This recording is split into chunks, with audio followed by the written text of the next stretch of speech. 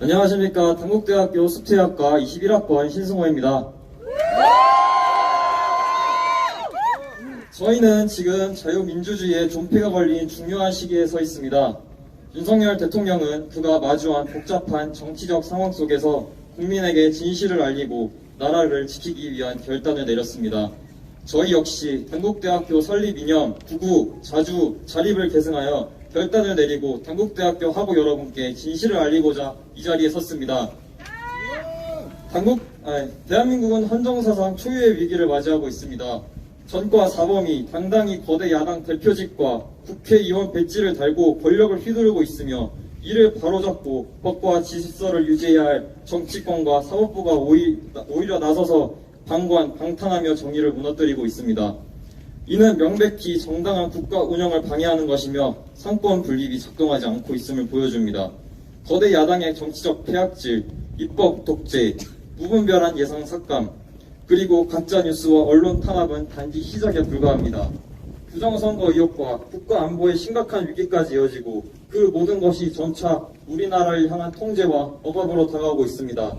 이에 따라 질서와 정의를 바로잡고 국가의 미래를 지키기 위해 기업령을 선포한 대통령의 헌법적 권리뿐만 아니라 인권까지도 침해당하고 있으며 민주적 절차를 무시한 정치적 탄핵 시도가 강행되고 있습니다. 또한 탄핵을 추진하고 재판하는 과정에서 민주당과 헌법재판소가 유착하고 있다는 정황이 드러나 헌법재판소의 공정성에 심각한 의문이 제기되고 있습니다. 헌법 제1조 2항 대한민국의 주권은 국민에게 있고 모든 권력은 국민으로부터 나온다. 국민이 위임한 권력은 국민을 위해 행사되어야 합니다. 그러나 지금 상황은 어떻습니까? 특정 정치 세력은 공산국가와 결탁하여 정권을 장악하기 위해 헌법과 민주주의를 훼손하고 포퓰리즘 정책만 앞세워 국민을 우롱하고 있습니다. 헌법이 보장하는 자유와 민주주의가 특정 세력의 권력 욕심에 의해 유린당하는 것을 방관해서는 안 됩니다.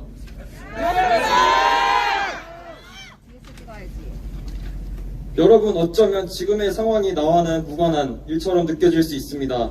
우리 대한민국은 6.25 전쟁 이후 평화 속에서 살아왔고 전쟁과 국가적 위기가 먼 엿석 속 이야기처럼 들릴지 모릅니다. 그러나 국제 정세를 살펴보면 평화는 결코 당연한 것이 아니며 언제든 깨질 수 있는 불균형임을 인지하고 있어야 합니다. 맞습니다. 영국의 식민 지배를 거쳐 정치, 경제, 사법 분야에서 자치권을 약속받고 금융의 허브로 도약한 홍콩을 보십시오. 몇 년간 친중 세력들이 각종 정부 기관에 침투하였습니다. 그들이 중국의 개입을 강화하는 법안을 통과하려고 하자 대규모 반대 시위가 발생했고 이를 억압하기 위해 2020년 6월 국가보안법 시행과 함께 홍콩은 자유를 완전히 상실했습니다. 반정부 시위에 참가한 수백 명의 시민이 국가보안법에 따라 체포되었고 정부를 비판한 언론사들은 줄줄이 폐쇄되었습니다. 선거 제도는 국민이 선출할 수 있는 의석수가 대폭 줄어 민주주의는 사실상 명맥만 유지 중입니다. 이후 홍콩에 진입한 해외 기업들은 투자금을 회수하고 있으며 국민들조차 자국을 버리고 떠나려는 사람들로 가득합니다. 아무도 번영하던 홍콩이 이렇게 무너질 것이라 예상하지 못했습니다. 홍콩 시민들은 국제사회의 도움과 관심을 호소했지만 돌아온 것은 공허한 메아리뿐이었습니다.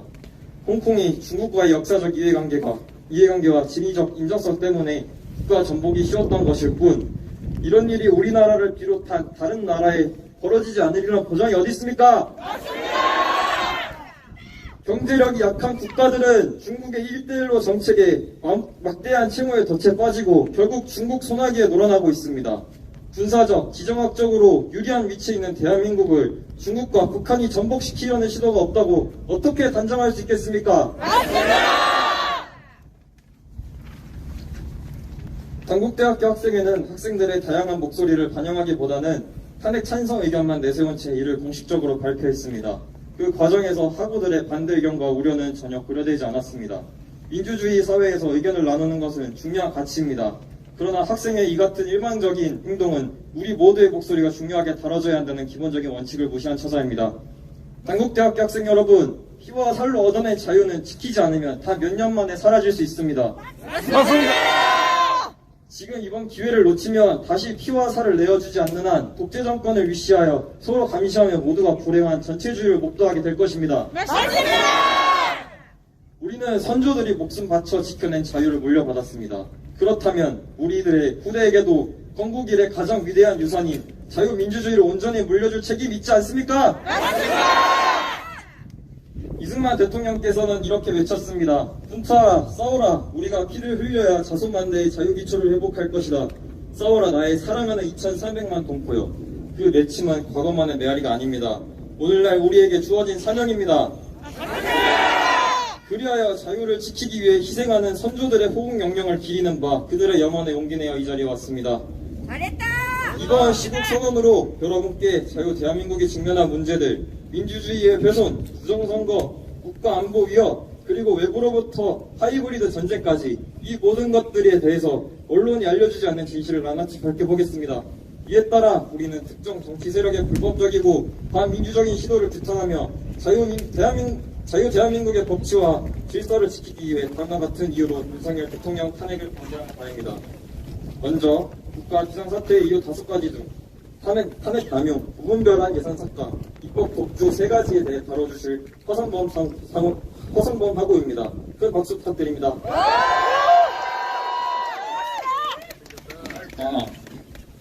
안녕하십니까 당국대학교 학우 여러분, 그리고 자유민주주의를 사랑하는 애국시민 여러분. 저는 당국대학교 경영부 4학년 허상범입니다.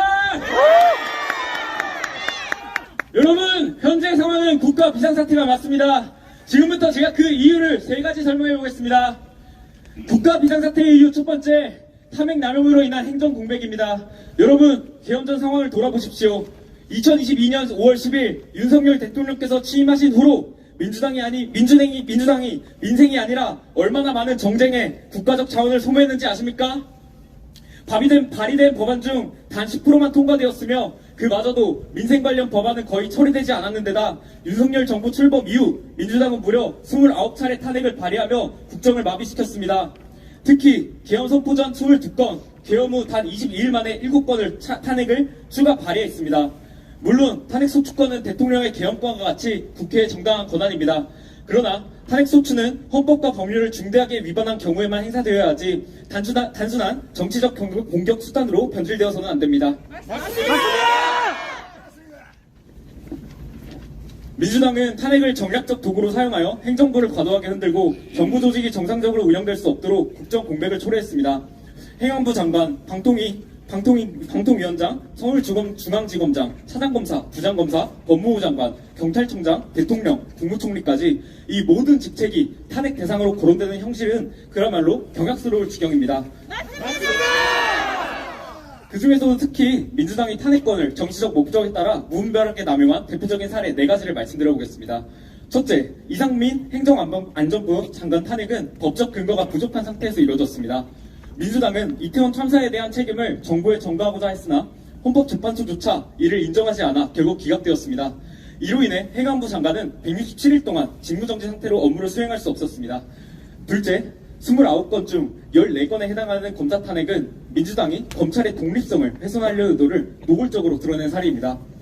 특정 사건 수사를 방해하기 위해 무리한 탄핵을 시도했으며 이는 법치주의가 심각하게 훼손되는 행위라고 할 수 있습니다.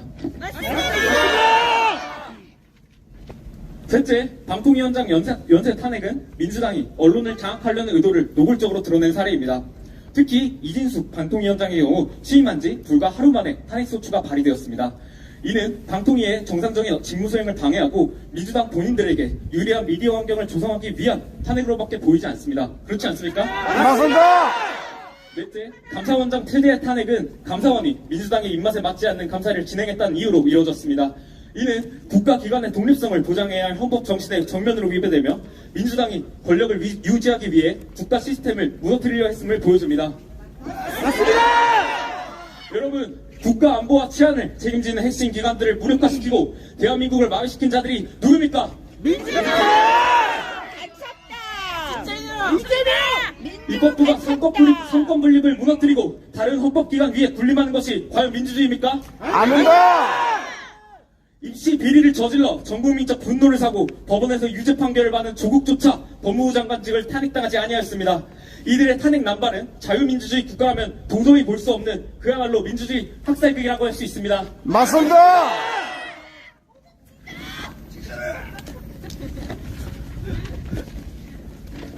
국가 비상사태 이후 두 번째를 말씀드리겠습니다. 바로 국정마비 수준의 예산안 삭감입니다. 민주당은 국가의 미래를 위해 필요한 투자를 무차별적으로 삭감하며 국가 발전을 저해하고 있습니다. 하고 여러분, 민주당이 청년들의 미래를 어떻게 대하고 계시는지 알고 계십니까? 알고 있습니다. 2030은 발라 비뚤어지게 해야 한다가 누구의 발언인지 아십니까? 박구영! 청년 일경험 지원 삭감, 청년 니트족 취업 지원 삭감, 한미 한일 대학생 연수 사업 삭감. 민주당은 청년들이 경제적 사회적으로 안정적인 미래를 설계할 기회를 무참히 빼앗고 있습니다. 청년들이 성장할 발판조차 빼앗아가면서 대체 누구를 위한 정치를 하는 것입니까? 그리고 민주당은 정부가 편성한 예산안에서 검찰, 경찰, 감사원의 특경비와 특활비 678억 원을 전액 삭감하고 대통령실 특활비 82억 원도 모두 깎았습니다. 이 중 경찰 특활비는 마약, 사이버 수사에 활용되며 마약 사건은 매년 증가하고 있음에도 제대로 대응하지 못하도록 팔다리를 자른 것입니다. 또한 전 세계적으로 기술 패권 전쟁이 한창인 와중에 기초연구, 양자, 반도체, 바이오 등 미래 성장 동력 연구개발 예산도 815억 원이나 감액했습니다. 그러면서 소비 진작 효과가 미미한 포퓰리즘성 지역 화폐 상품권 예산은 2조 원으로 증액. 전 국민 25만 원 살폭 추경 시도는 국가의 치안과 성장 동력을 말살시키고 세계적 고립을 자초하는 자충수로밖에 볼 수 없습니다. 맞습니다. 그들의 무분별한 현금 살포는 몇십 년 뒤 저희에게 수백만 원의 채무로 청구될 것이며 삭감된 예산으로 취약해진 치안과 경쟁력을 상실한 기술 발전은 대한민국 전체가 감당하지 못할 대가를 치르게 할 것입니다. 민주당의 예산 삭감은 여기서 끝이 아닙니다. 민주당은 대한민국의 에너지 자립과 안보를 위한 핵심 사업, 원전 생태계 지원 예산과 대왕고래 프로젝트 예산을 삭감했습니다. 올해 1월 한국과 미국은 원전 협력을 강화하기 위해 원자력 수출 및 협력 MOU를 체결하였습니다. 이 협정은 원자력 기술 교류와 연구개발 협력을 촉진하고 한국 원전 산업의 글로벌 경쟁력을 높이기 위해 중요합니다. 특히 한국의 원전 기술이 해외 시장으로 확장될 절호의 기회입니다. 하지만 이러한 국제협정의 실질적인 성과로 이어지기 위해서는 국내 원전 생태계의 지속적인 발전과 전략적 지원이 필수적입니다. 그런데 민주당은 어떻게 했습니까? 원전 생태계의 핵심인 연구개발 및 인프라 지원 관련 예산을 무려 약 1,750억 원을 삭감했습니다. 이로 인해 원전 관련 연구와 개발이 위축되고 한국의 원전 산업 경쟁력이 심각하게 악화될 위험에 처했습니다. 맞습니다.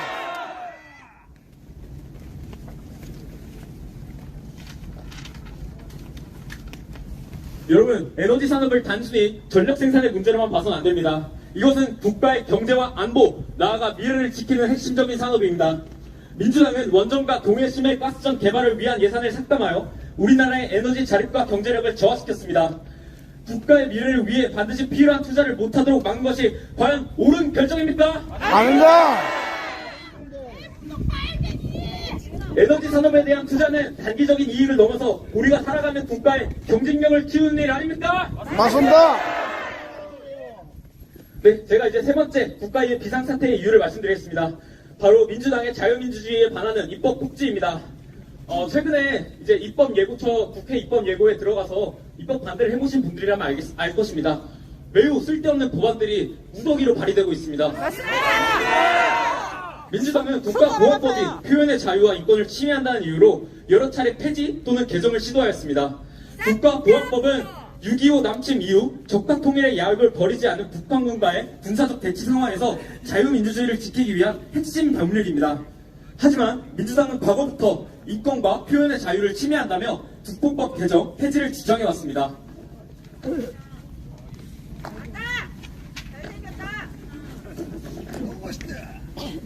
국가보안법은 방어적 민주주의의 원칙을 기반으로 하기 때문에 일부 기본권의 제한이 따를 수밖에 없습니다. 이마저도 여러 차례의 개정을 거쳐 자의적 해석의 여지를 최소화했으며 2004년 헌법재판소는 반국가 세력에 대한 기본권 제한은 위헌이 아니라는 결정을 내렸습니다. 만약 국가보안법이 폐지되면 기존에 존재하던 여러 가지 안보 법규들이 무력화됩니다. 반국가 단체를 조직하거나 가입하는 행위, 북한과의 접촉 또는 회합, 이적 단체 구성, 반국가 활동을 찬양하거나 고무하는 행위 등을 처벌할 법적 장치가 사라집니다. 그 결과로 북한의 사상전과 선종성동이 합법적으로 이루어질 수 있으며 기밀성 주체사항을 미화하는 책자와 영상이 버젓이 유통될 가능성이 높아집니다. 더 큰 문제는 국가보안법이 폐지되면 현재 재판을 받고 있는 국가보안법 위반자들도 면소 판결을 받을 가능성이 크다는 점입니다. 맞습니다. 단처 반국가 단체 활동가 이적 행위자들에게 면죄부를 주는 것과 다름없으며 이들이 다시 활동을 재개할 경우 대한민국의 안보는 더욱 위태로워질 것입니다. 그렇지 않습니까? 결국 민주당이 주장하는 국가보안법 폐지는 표현의 자유와 인권이라는 빌미로 대한민국의 근간을 뒤흔드는 행위입니다. 우리는 주정을 경계하고 자유 대한민국을 지키기 위해 반드시 국가보안법을 유지해야 합니다. 그들이 말하는 인권이란 대체 누구의 인권입니까? 대한민국을 정복하려는 자들의 인권입니까? 맞습니다. 대한민국을 지키는 마지막 방어선을 스스로 허물겠다는 이 어리석음은 말로 다 표현할 수 없습니다. 이외에도 민주당은 정부가 초과 공급된 쌀을 의무적으로 매입하고 농부에게 하락한 쌀 값을 보전해주는 양복법 개정 시도, 노동조합의 불법 노동쟁의로 인한 기업의 손해범위 입증 책임을 고스란히 기업에게 전가하도록 하는 노란 봉투법 등 자유시장 경제체제를 교란하고 산업구조를 정체시켜 경제 발전을 저해하는 악법들을 지속적으로 통과시키려 했습니다. 국민연금, 건강보험료 고갈, 국가부채 1200조, 세수펑크 등 나라 곳간이 비어가는데 눈 가리고 돈만 뿌리면 근본적인 문제가 해결됩니까? 아닙니다! 전체 세수의 25%에 달하는 법인세, 18%에 달하는 기업과 이해관계가 얽혀있는 수만 근로소득자의 소득세를 그대로 무시한 채 기업을 악마화하고 말려 죽인다면 문제만 더 악화될 뿐이며 파업의 일상화로 정상적인 기업 활동이 마비될 것입니다.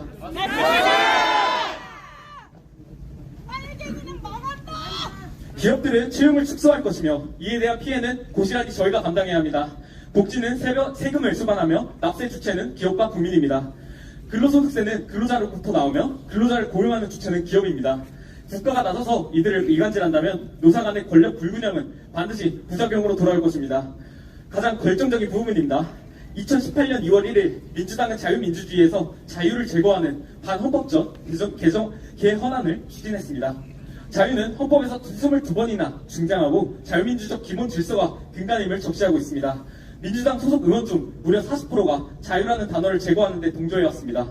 여러분, 국가의 근간을 흔드는 비상사태의 주범이 누구입니까? 민주당!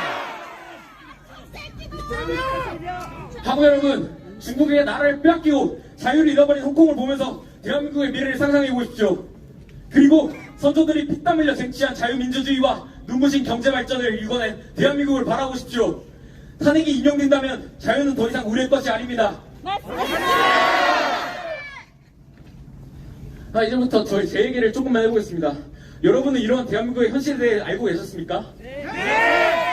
몰랐습니다. 저는 솔직하게 몰랐습니다. 전까지 몰랐어요. 지금껏 제가 살아온 나라가 이 정도로 병들고 있는지 알지 못하였고 알게 되었을 때 굉장히 충격적이었습니다. 맞습니다. 그러나 최근에 레거시 언론 보도가 지극히 편향되었다는 것을 느낀 이후로 스스로 찾아보고 판단하면서 이제라도 행동해야 된다는 확신이 들어 이 자리에 섰습니다. 맞습니다. 나 하나쯤이야 라는 생각에서 나라도 모르는 해보자 라는 생각이 여러분, 지금은 절대로 평화로운 시기가 아닙니다. 맞습니다. 좌파의 싸움이 아닌 자유민주주의 체제로 갈지 공산주의 체제로 갈지 그 기로에 놓여져 있는 그야말로 국가 비상사태입니다.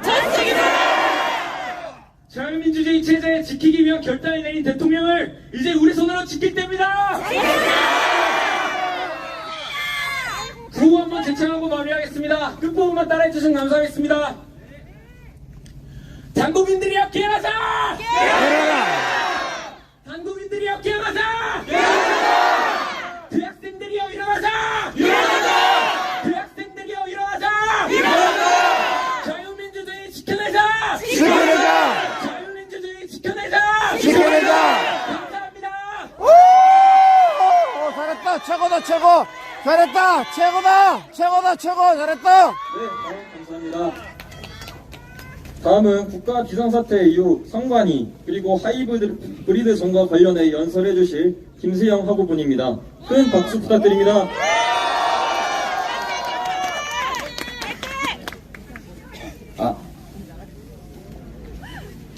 안녕하십니까. 한국대학교 일본학 전공 김세영입니다. 저는 현재 우리나라가 국가 비상사태인 이유 두 가지와 탄핵이 가결되어서는 안 되는 이유를 말씀드리겠습니다. 국가 비상사태의 이유 네 번째, 선관위의 채용 비리와 부정선거 의혹입니다. 헌법 제24조, 모든 국민은 법률이 정하는 바에 의하여 선거권을 가진다. 선거는 국민이 국가의 미래를 결정할 지도자를 직접 선출하고 국가 권력을 위임하는 민주주의의 꽃이자 핵심입니다. 맞습니다. 공정한 선거 관리가 민주주의의 근간을 이루며 이 중차대한 임무를 담당하는 선관위의 역할은 그 무엇보다 중요합니다. 그러나 선관위는 국민의 절반이 신뢰하지 못할 정도로 부패하였습니다. 채용 규정을 1200여 건이나 위반하며 고위 간부 자녀들에게 채용 특혜를 제공한 사실은 공정한 기회를 기대하고 노력했던 청년들을 좌절시켰습니다. 만약 일반 사기업에서 이와 같은 채용 비리가 발생했다면 공중분해되었을 만큼 대규모 채용 비리 아닙니까? 이뿐만이 아닙니다. 국정원은 선관위에 북한의 해킹 시도가 발생했다는 사실을 통보하고 보안 감사를 요청했지만 선관위는 이를 수차례 거부했습니다. 그러나 채용 비리로 인해 여론이 악화되자 선관위는 결국 보안 감사를 수용할 수밖에 없었습니다. 이후 국정원은 2023년 10월 10일 선관위의 보안 감사 결과를 발표했으며 그 결과는 충격적이었습니다. 선관위의 업무망이 인터넷과 완전히 분리되어 있지 않아 외부 침입이 가능했고 업무 시스템의 접속 비밀번호가 1, 2, 3, 4, 5처럼 허술한 수준이었습니다. 미쳤습니다. 안 차리냐? 이를 통해 통합선거인 명부를 조작할 수 있음이 확인되었으며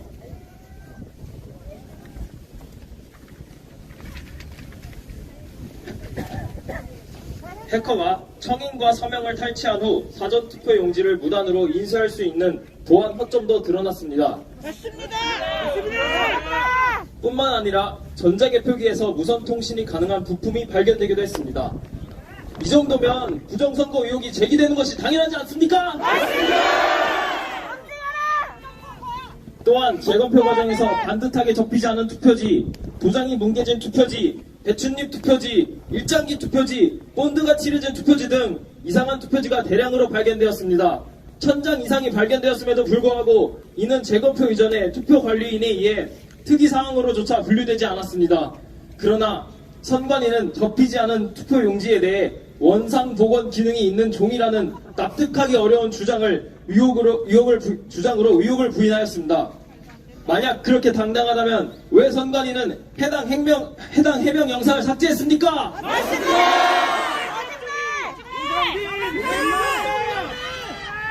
국가 전복이다. 2020년 4월 15일 총선에서 있었던 일입니다. 파주을 금촌 이동에서는 투표관리관 도장이 누락된 투표용지 20건과 번호표 미절치 1건이 확인되었습니다. 그러나 재검표 과정에서 해당 투표용지는 발견되지 않았고 이에 대한 경찰의 수사는 불기소 처분되었으며 재판부 역시 기소를 각하하였습니다. 그럼에도 불구하고 대법원은 이러한 사건들을 단순한 투표관리관의 실수로 결론지었으며 선관위가 아닌 원고가 직접 증명해야 한다는 입장을 취하고 있습니다. 그러나 이러한 일이 단순 실수로 발생할 수 있는 일입니까? 대법관이 중앙선거관리위원장을 겸직하고 있는 상황에서 과연 선관위에 대한 객관적이고 공정한 판단이 이루어질 수 있는지 의문입니다. 명백한 증거가 있음에도 불구하고 왜 수사가 이루어지지 않는 것입니까? 실수라는 변명으로 모든 의혹이 해소될 수 있습니까? 같은 실수가 반복된다면 그것은 더 이상 실수가 아니라 의도된 행위 아닙니까?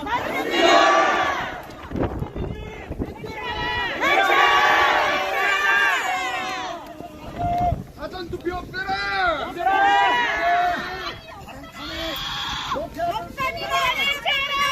부정선거 검증하라! 국가 비상사태의 이유 5번째, 위협받는 국가안보와 하이브리드전입니다. 형법 제98조 1항은 적국을 위하여 간첩하거나 적국의 간첩을 방조하자는 사형, 무기 또는 7년 이상의 징역에 처한다 라고 규정되어 있습니다. 이 법은 냉전 시대의 유산으로 사실상 북한에 한정된 법안이며 그 한계가 명확합니다. 3년간 대한민국 해군시설과 미국의 국가 전력 자산을 드론으로 불법 촬영한 중국인 유학생 3명, 국정원 청사를 드론으로 촬영한 40대 중국인, 정보사령부 군사기밀을 유출한 국모 등 이들은 모두 군사기밀 유출 행위를 저질렀지만 그 대상이 북한이 아닌 중국이었기 때문에 간첩법 혐의 적용이 불가능했습니다.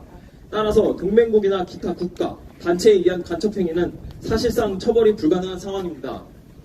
이는 국가 안보에 심각한 위협이 되고 있으며 개정 논의가 여러 차례 이어져 왔습니다. 여야 합의로 법안 심사를 통과했음에도 불구하고 공교롭게도 개헌 당일 민주당은 이를 악용할 여지가 있다는 이유로 법 개정에 제동을 걸었고 동시에 시민단체들의 반대가 빗발쳤습니다. 전쟁은 점점 하이브리드화되고 자국중심주의가 확대되는 정세에 기민하게 대처해야 하는데 국가의 안보 체제를 개선해야 하는 시국에 이를 방해하는 민주당은 대체 어느 나라를 위한 정당입니까?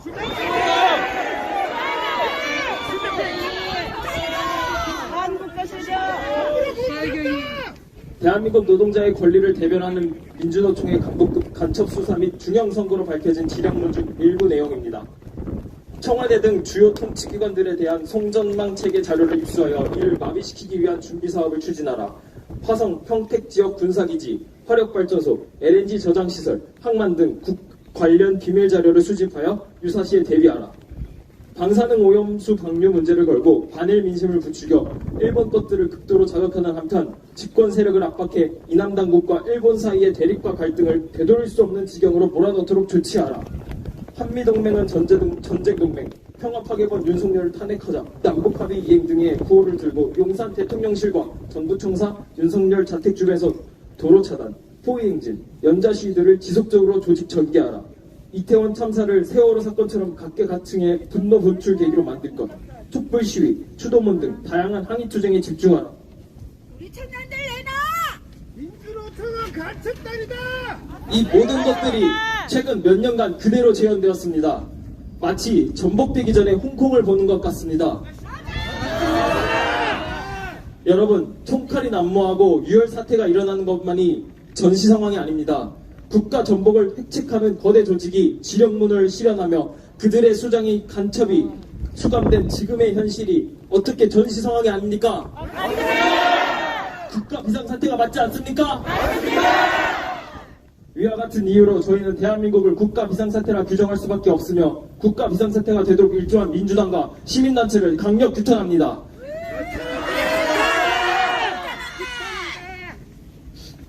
다음은 이를 바탕으로 계엄의 정당성에 대해 이야기하겠습니다. 계엄령은 헌법 제77조에 엄연히 명시되어 있는 대통령의 고유 권한이자 고도의 통치 행위입니다. 국가의 존립이나 자유민주적 질서가 위태롭거나 사회 질서가 혼란스러운 경우 국민의 안전을 도모하고 국가의 안보를 지키기 위해 대통령에게 부여된 헌법적이고 필연적인 조치입니다.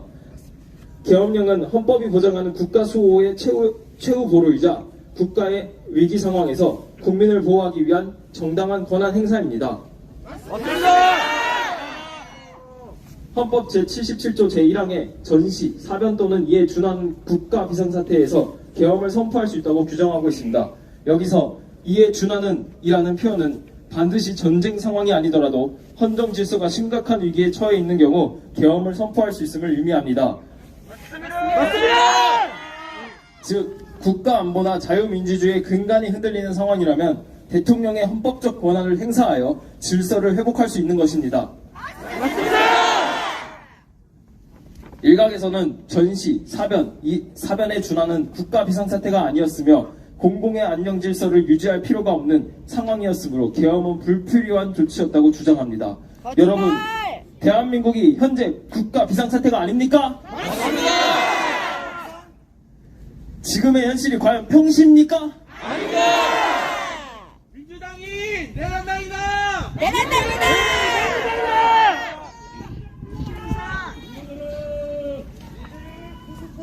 헌법 제98조 제5항 국무회의의 회의록의 유무에 대한 문제, 헌법 제77조 4항 국회의 통보에 대한 문제, 그리고 포고령의 위법 여부를 이 자리에서 논할 수는 없습니다. 그러나 성급하게 탄핵으로 결론 짓는 것은 옳지 않습니다. 1997년 대법원에서 대통령의 비상계엄의 선포나 확대 행위는 고도의 정치적, 군사적 성격을 지니고 있는 행위라 규정한 것, 2004년 헌재에서 대통령이 내린 고도의 정치적 결단, 이른바 통치행위는 사법심사의 대상이 되지 않는다는 판결, 그리고 포고령이 실제 집행되지 않았다는 점, 국회의원의 체포 및 구금에 대한 실제 명령 및 집행이 없었고 국회의 계엄 해제 의결을 존중하여 지체 없이 해제하였다는 점 등을 모두 종합적으로 고려하여야 하며 탄핵으로 이어질 정도의 위법성인지를 따져봐야 합니다. 오히려 계엄 이후 민주당은 카카오톡 등 인터넷 메신저를 통해 허위 정보를 퍼나르는 것은 내란 선동죄로 처벌받을 수 있다. 단순히 퍼나르는 일반인이어도 단호하게 내란 선동이나 가짜뉴스로 고발하겠다며 SNS를 검열하고자 민주파출소를 만들었습니다. 이는 명백히 국민의 표현의 자유와 권리를 침해하는 것이며 민주당이 반국가 세력임을 방증하는 것입니다. 당장 발언자인 저와 159명의 학생들을 내란 동조범으로 잡아가실 겁니까?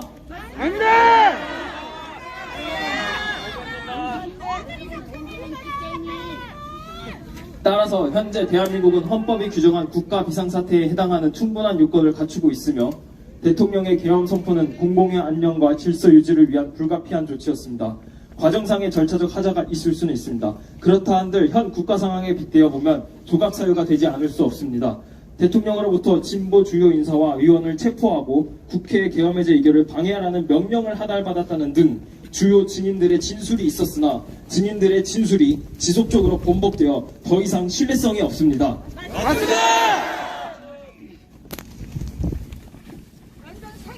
공작 진술! 계엄령은 어떤 유혈 사태도 일으키지 않았고 국회 진입 시 국민을 대상으로 한 총기 발포, 체포, 구금 시도가 없었으며 목적을 달성한 후 국회 의결을 통하여 계엄을 해제하였습니다. 그럼에도 불구하고 일부 세력은 계엄을 단지 독재적 수단으로 왜곡하고 탄핵을 정당화하고 있습니다. 그러나 상기된 내용에 비춰볼 때 탄핵은 절대 인용되어서는 안 됩니다. 맞습니다!